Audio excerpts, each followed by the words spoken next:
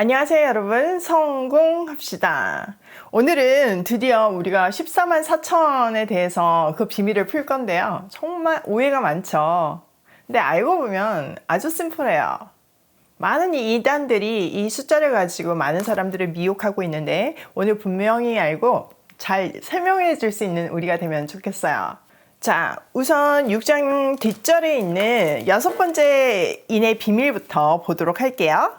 12절 내가 보니 여섯째 인을 떼실 때 지진이 나며 해가 검은 털로 짠 상복이 검어지고 달은 온통 피같이 되며 하늘의 별들이 무화과 나무가 태풍에 흔들려 설익은 열매가 떨어지는 것 같이 땅에 떨어지며 하늘은 두루마리가 말리는 것 같이 떠나가고 각 산과 섬이 제 자리에서 옮겨지매. 자, 우선 이까지 보면요, 마치 영화에 나오는 종말의 장면 같죠. 지진이 막 일어나고 해가 검어지고 달은 온통 피같이 되고 또 별은 막 설익은 무화과 나무가 떨어지듯이 막 우수수 떨어지고 모든 산과 섬이 옮겨졌대요.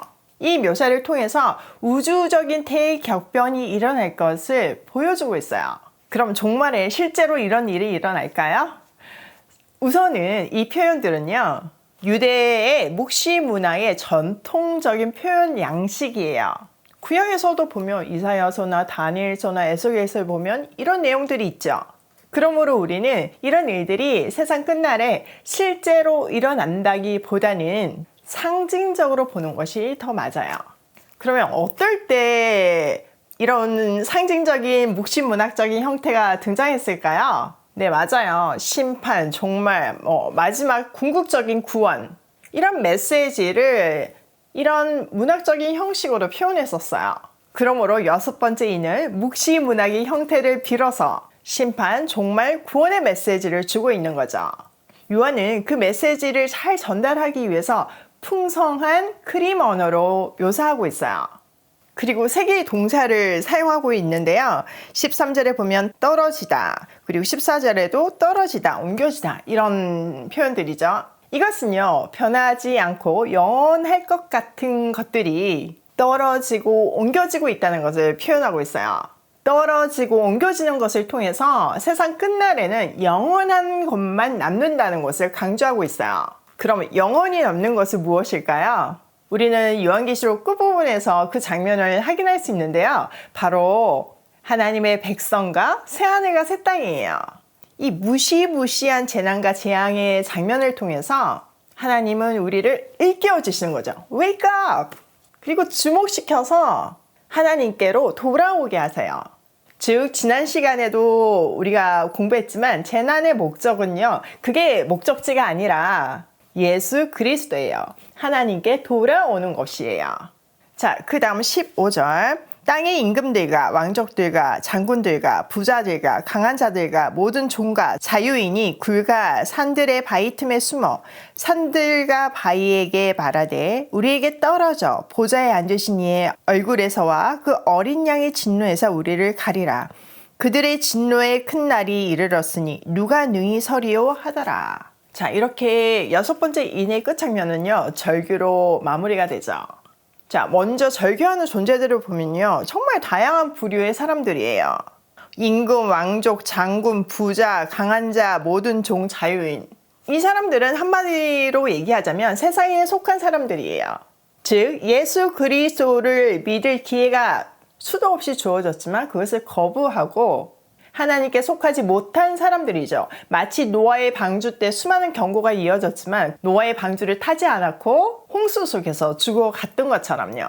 이들은 드디어 마지막 날의 심판의 자리에 서게 되었고 그제서야 하나님의 보좌와 어린 양의 진노 앞에서 설 자가 없다는 것을 고백하는 거죠. 절규하고 있는 거죠. 반면 노아의 방주에 탄 노아의 가족들처럼 구원을 받은 사람들이 있어요. 바로 그 다음 7장에 나오는데요.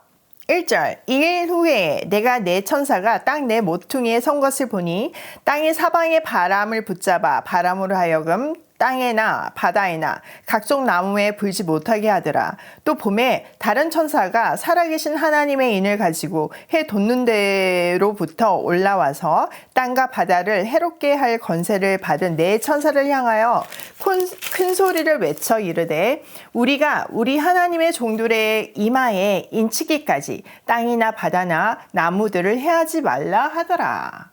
자, 네 천사가 땅의 네 모퉁이에 서서 땅에 네 바람을 붙들고 바람이 불지 못하게 막고 있어요. 바람은 하나님의 심판을 가져다 주기 때문에 바람을 멈추게 함으로써 심판을 저지하고 있음을 보여주는 거죠. 또 다른 천사가 하나님의 도장 인을 가지고 땅과 바다를 해하는 권세를 가진 그 천사에게 큰 소리로 외치죠. 하나님의 종들의 이마에 도장이 찍힐 때까지 땅이나 바다나 나무를 해하지 말라는 거예요. 그렇게 함으로써 하나님의 백성들이 다 구별될 때까지 그 바람을 심판을 멈추고 있어요. 자, 4절. 내가 인침을 받은 자의 수를 들으니 이스라엘 자손의 각 지파 중에서 인침을 받은 자들이 14만 4천이니 드디어 나오죠. 유다 지파 중에 인침을 받은 자가 1만 2천이요. 르우벤 지파 중에 1만 2천이요. 갓 지파 중에 1만 2천이요. 아셀 지파 중에 1만 2천이요. 납달레 지파 중에 1만 2천이요. 므낫세 지파 중에 1만 2천이요. 시므온 지파 중에 1만 2천이요. 레위 지파 중에 1만 2천이요. 이사갈 지파 중에 1만 2천이요. 스불론 지파 중에 1만 2천이요. 요셉 지파 중에 1만 2천이요. 베냐민 지파 중에 인침을 받은 자가 1만 2천이라. 자, 요한이 들은 바로는 인침을 받은 백성의 숫자가요 14만 4천이래요. 그 유명한 14만 4천이 이제 등장하고 있어요. 이단들이 이 숫자에 엄청 집착하면서 정말 많은 사람들을 미혹했잖아요. 지금도 미혹하고 있잖아요. 그럼 우리는 이 숫자의 의미가 무엇인지 분명히 알아야 돼요. 우선 이 내용을 풀려면요, 히브리어에는 수마다 개념이 있다는 것을 알아야 돼요. 이 수를 연구하는 학문인 수비학이 있을 정도로요. 예를 들어서 1은 하나님의 숫자이고 2는 증인의 숫자예요. 그래서 증인이 항상 둘이 있죠. 3은 성부, 성자, 성령 하나님이 하늘에 계시는 것처럼 하늘의 수를 뜻해요. 4는 동서남북, 세상의 수죠. 그래서 하늘의 수인 4와 땅의 수인 3을 곱하면 12가 돼요. 이거를 완전수라고 생각을 했어요. 12가 완전수이기 때문에 구약에서도 하나님의 백성이 12지파였고 신약에서도 하나님의 백성인 교회의 공동체의 기초가 되는 12사도가 12명이었어요. 12사도죠.